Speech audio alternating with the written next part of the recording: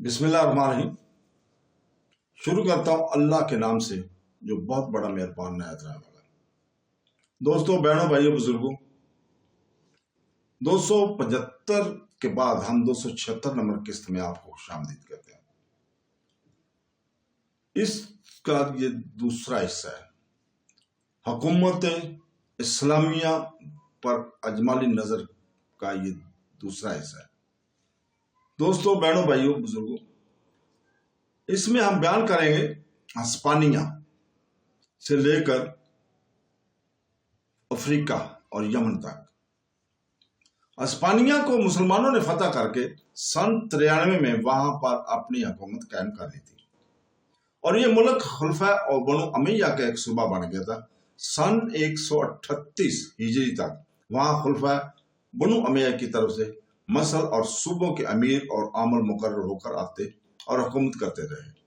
جب عباسیوں نے اموی حکومت کو برباد کر دیا اور خود قابض اور متصرف ہو گئے، تو امویوں کی 10ویں خلیفہ شام کا پوتا عبد الرحمن کسی نہ کسی طرح عباسیوں کی تیغ خونے شام سے بچ کر اندلس پہنچ گیا اور سن 138 ہجری میں وہاں پہنچ کر اپنی حکومت قائم کر لی۔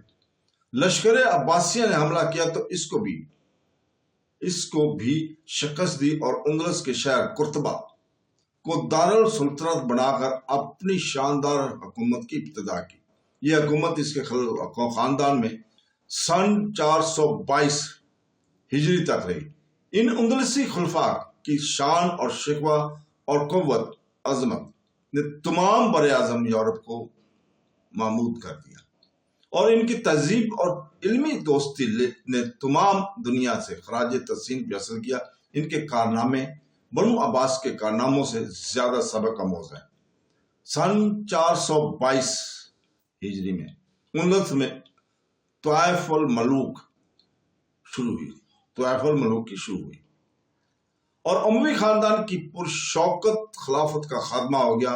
اندلس کی اموی خلافت کے بعد اندلس کو ملک چھوٹی چھوٹی مسلمان ریاستوں میں تقسیم ہو گیا، جنہوں نے قرطبہ، اشبیلیہ، غرناطہ، بلقیشیہ، ترتیلیہ اور مالکا وغیرہ شہروں کو اپنا اپنا دارا حکومت بنایا۔ چند روز کے بعد شمالی افریقہ کی مسلمان حکومتوں نے اندلس کے اکثر حصے کو اپنے ماتحت بنایا۔ ادھر عیسائی سلاطین نے مسلمانوں کی خانہ جنگی سے فائدہ اٹھایا اور مسلمانوں کو آپس میں لڑا کر خوب کمزور کر دیا۔ پھر ان کے اس طرح تخت مشق ستم بنایا کہ شاید آج تک کسی قوم نے کسی قوم کے ہاتھ سے ایسے مظالم نہ سہے ہوں گے، اور عام انسانیت کے چہرے پر بھی کبھی ایسے سیاہ داغ نہ لگائے جیسے کہ اسپین کو فتح کرنے والے عیسائیوں نے لگائے۔ اسپین یا ہسپانیہ کی تاریخ آج تک مسلمانوں کو خون کے آنسو لڑا رہی ہے، اور ہسپانیہ مسلمانوں کے برباد ہونے کی داستان دلوں کو نگار اور سینوں کو زخم دار بنانے کی خاصیت رکھتی ہے۔ سن 172 ہجری میں مراکش بھی خلافت عباسیہ کی حکومت سے جدا ہو گیا تھا، اور وہاں ایک اللہ خود مختار حکومت قائم ہوئی تھی۔ یہ سلطنت اگرچہ سلطنت ہسپانیہ کے پڑوس میں تھی، مگر جس طرح خلفاء عباسیہ کی مخالفت تھی، اسی طرح خلفاء اندلسیہ یعنی سلطنت ہسپانیہ کی بھی مخالفت تھی۔ یہ قریباً 200 سال تک قائم رہی، 700 برس تک تو ادریسی سلطنتین خود مختار رہے۔ پھر عبیدیوں کی ابتدا افریقہ میں ہوئی، انہوں نے ان کو اپنا باج گزار بنا لیا۔ اس کے بعد اس سلطنت کے ٹکڑے ٹکڑے ہو گئے اور چند روز تک معمولی رئیسوں کی طرح حکمران رہ کر معدوم ہو گئے۔ سن 184 سے صوبہ افریقہ تیونس بھی خلافت عباسیہ سے آزاد ہو گیا، اور ابراہیم بن اغلب کی اولاد نے 100 سال سے زیادہ عرصہ تک بڑی شان شوکت کے ساتھ حکومت کی۔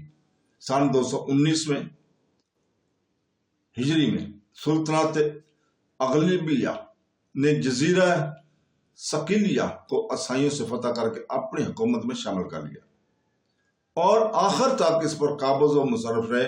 اس خاندان میں بعض بڑے ذی ہوش اور لائق فرما گزرے ہیں۔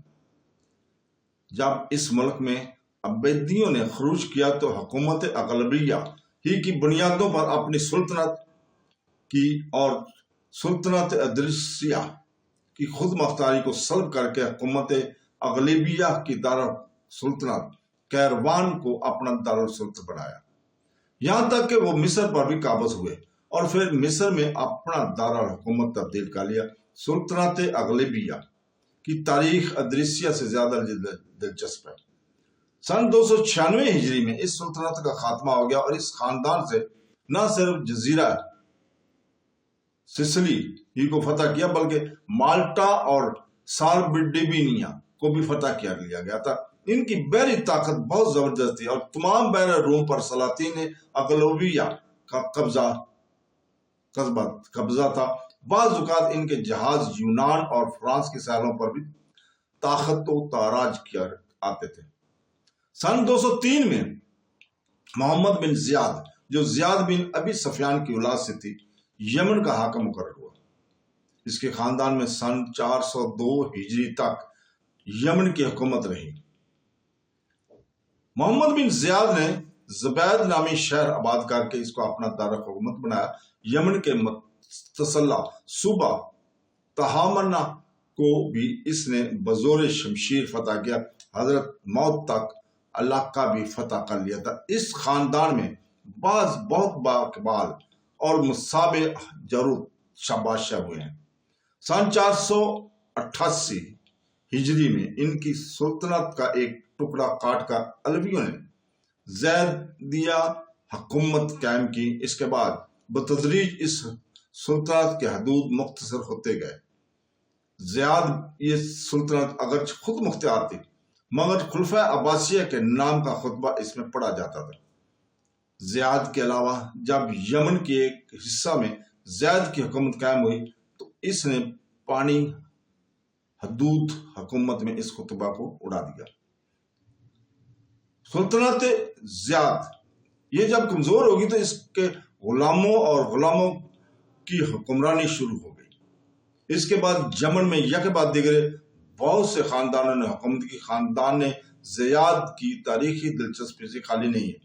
زیادیہ کے بعد یمن میں بلغوریہ، یغبوریہ، بخیلیہ، صفیہ، ہمدانیہ، مہدیہ، زویہ، ایوبیہ، رسولیہ، تہریہ وغیرہ خاندان یک بعد دیگر سن 1000 ہجری تک خود مختارانہ حکمران رہے اور ان میں بعض خاندان شیعہ اور بعض سنی تھے۔ ان کی تاریخیں اپنے اندر کوئی نمایاں دلچسپی نہیں رکھتی۔ سن 405 ہجری میں مامون رشید عباسی نے طاہر بن حسین کو خراسان کا گورنر مقرر کیا تھا۔ اس کے بعد خراسان کی حکومت 50 سال سے زیادہ عرصہ تک اسی کے خاندان میں رہی۔ خاندان طاہریہ عملاً خراسان میں خود مختارانہ حکومت کرتے رہے اور اسی لیے خراسان کو اسی وقت سے خلافت بغداد سے الگ سمجھنا چاہیے تھا۔ خاندان طاہریہ کے فرما بردار اپنے آپ کو خلیفہ بغداد کا محکوم سمجھتے اور خلیفہ کا نام کا خطبہ پڑھتے تھے، لیکن دربار خلافت کے خراسان کے اندرونی نظام میں کوئی دخل نہ تھا۔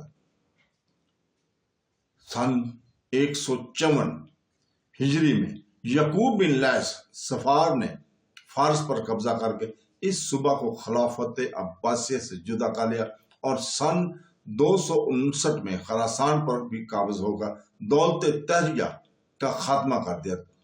خاندان صفاریہ نے قریباً 40 سال حکومت کی، پھر خاندان سامانیہ نے اس کا خاتمہ کر دیا۔ طاہریہ اور صفاریہ کے حالات جس قدر گزشتہ ہم اوپر بیان کر چکے ہیں اپنی پچھلی قسطوں میں، وہ وہی کافی ہیں۔ ان کا تاریخ علیحدہ بیان کرنے کی اب ضرورت نہیں ہے، لہذا قارئین کرام ان دونوں خاندانوں کو تاریخ آئندہ ہماری قسطوں میں انشاءاللہ تعالی آپ فرمائیں گے، دیکھیں گے۔ سامانیوں کا حال بھی کسی قدر راہ پر بیان ہو چکا ہے، ہم پیچھے بیان کر چکے ہیں۔ سن 290 میں جب سامانیہ حکومت ماورائے النہر نے صفاریوں سے خراسان، علویوں سے طبرستان چھین لیا تو ماورائے النہر یعنی سمرقند بخارا سے لے کر خلیج فارس اور بحیرہ قزوین تک اس حکومت کی حدود وسیع ہو گئی۔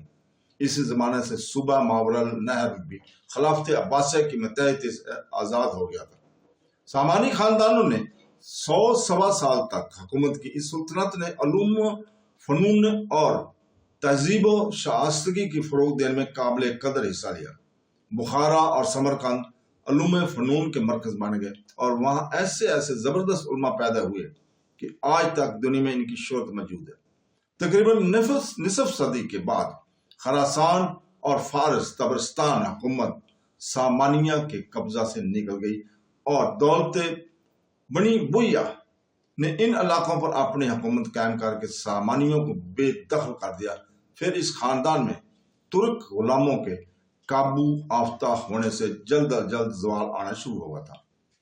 سن 384 ہجری میں اس خاندان کی ترکی غلام الپگین نے سلطنت سامانیہ کے اس حصہ پر جو دریائے جیوان کے جنوب میں تھا خود مختارانہ قبضہ کر لیا اور سن 380 ہجری سے سن 399 تک ایلک خان ترک نے سامانی سلطنت کے باقی حصہ پر جو دریائے روم کے شمال میں آئے قبضہ کر کے اس خاندان کو نیست و نابود کر دیا۔ خاندان سامانیہ کی تاریخ اس لیے اور بھی زیادہ دلچسپی ہے کہ اس سلطنت سے الپگین کی سلطنت قائم ہوئی اور الپگین کی سلطنت کا وارث سبکتگین ہوا، جس کا بیٹا محمود غزنوی ملک ہندوستان کے بچے کے موجب دلچسپی اور جاذب توجہ ہے۔ تو دوستو اس کے ساتھ ہی آج ہم یہیں پہ روکتے ہیں۔ کل انشاءاللہ تعالی ہم اس سے آگے بیان کریں گے تیسرا حصہ اس کا۔ اللہ حافظ۔